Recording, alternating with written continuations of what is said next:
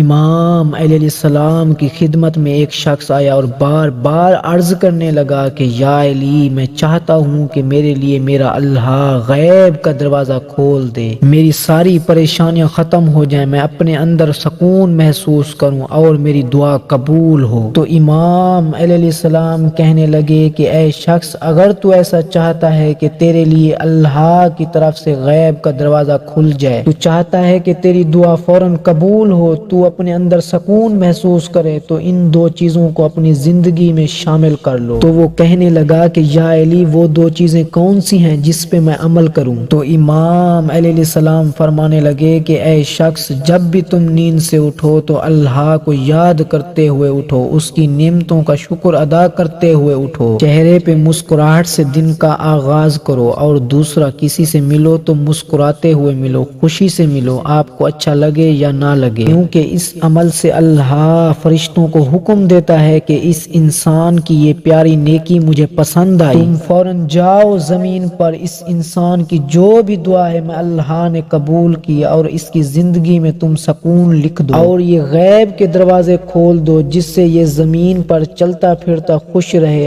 اور میری نعمتیں اس کو ملتی رہیں۔ دوستو، اگر یہ ویڈیو آپ کو اچھی لگی ہو تو مزید ایسی ویڈیو دیکھنے کے لیے ہمارے چینل کو سبسکرائب کریں اور لائک کریں۔ اب ہمیں دیجیے اجازت، انشاءاللہ تعالی نیکسٹ ویڈیو میں آپ سے ہماری ملاقات ہوگی۔ اللہ حافظ۔